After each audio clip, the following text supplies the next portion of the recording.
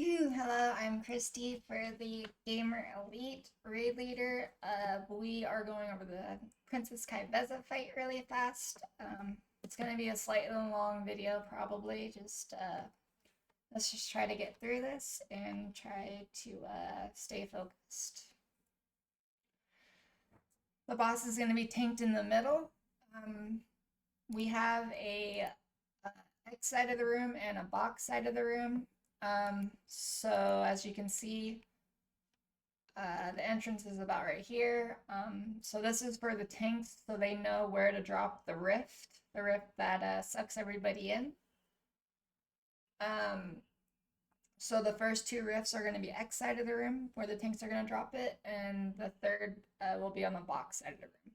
Otherwise, the tanks don't have to move the boss, just keep the boss in the middle, except for placing those rifts in this strategy. These other markers, we'll talk about it later, but we're gonna get the first Queen's Bane, which is just placing these first set of circles. We're not setting the first set of circles on X. We're always keeping X side of the room clear of these first set of circles in this first phase. After you get the Queen's Bane, it's going to pop a defensive. And you can still hang out on the close to the center of the room for about 5 seconds. The dot lasts 9 seconds until the orbs go off. So about 5 seconds later, you want to go out to your quadrant, and we'll go clockwise to drop off the orbs lines. So you see Group tripping, he's really far out. The reason being is that his Queen's Bane is going off a little bit later than everybody else's, same with PhD. So these rifts, they start sucking in before these orbs go off. So he's going to be getting sucked in. So the reason being, you don't want to be close, because if he was close, like right here, he would get sucked in, and then his orbs would go off about right here in the raid, and it would kill lots of people. So if you're not sure, always if you're not getting the Team Liquid weak auras, you just want to be safe and go where Goop Drippin is for the first set of orbs. When you get sucked in, right when your orbs go off, you want to use a movement speed or anything else to get into the middle, and to avoid any, like, you don't want to run into a rift. But you have a lot more, it's not as sketchy as it seems. Goop did a little bit of a maneuver here. He kind of extra avoided the center.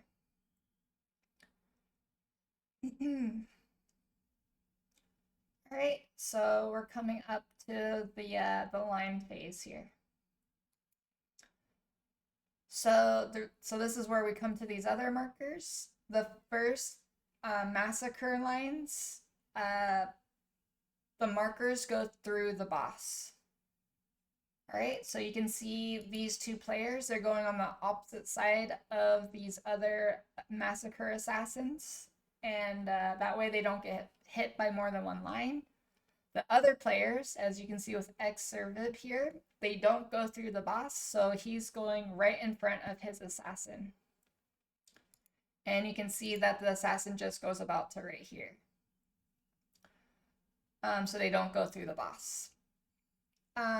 These other players are being safe. They're not in the lines that are going through the boss, so we should be extra safe and try to be in these quadrants when the lines are going through the boss. Again, if you get these mechanics, pop a defensive. Paladins, you guys could run out and bop yourself to get rid of the orbs right away.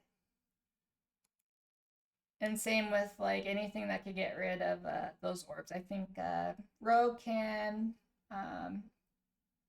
with their cloaks and maybe some other classes. We'll have to go more over actually in raid and do some testing and whatnot. So after this, we're also gonna get daggers. So Visera line people, you guys get out and get far away from the group somewhat. Just keep the center clear. When we're dodging these dagger lines, we have to be dodging in this little area, in this middle area here. So everyone should be dodging in the middle, keeping towards the middle because we're getting orbs as well. And orb people, you don't have to worry about getting into the middle of the room as fast. So don't have to worry about the rift mechanic as getting in as the first set of rifts. Like the second set of rifts, you have more time to get into the middle of the group. So you're gonna want to shoot your orbs off and then get in. Like you don't have to rush in though, because you have more time. As you can see, someone ran through these rifts right here, so it is pretty safe. It's safe until you see those big circles go off. So you could actually run through these before you actually see this animation. All right, big heals here, and then it's gonna be rinse and repeat for the massacre lines, except for the fact that the closer assassins are going through the boss. Pretty much the assassins that have no markers are going through the boss, because as you can see, there's a diamond and a circle, and this is the star markers. So if your line has no markers, it's going through the boss, aka the assassins that are closest to the boss are going through. So markers do not go through the boss here. And that's the second set of line massacres. And then again, it's the same as the last line massacre, where we're getting the dagger lines as well as the orbs. So just play it safe. People dodge in the middle, and as you can see, you could run through this little middle section between the rifts. All right, so that's phase 1. And again, tanks on that last rift, you would drop it on box side of the room. On the last set of rifts, you drop it on box side of the room, tanks. All right, so this is the pie slice phase. We'll have a little sheet like this with our names on it. You guys will go to your section of the room, and these pie slices, the second phase, they go clockwise. The second phase, they go counterclockwise, and then in the second phase, they just alternate. So that will make it easier to dodge them and when to expect to dodge. When you guys are getting these other lines, regicide lines, you guys are going to want to be popping defensives. You know, if you have any up for the very first line that you get to stay alive.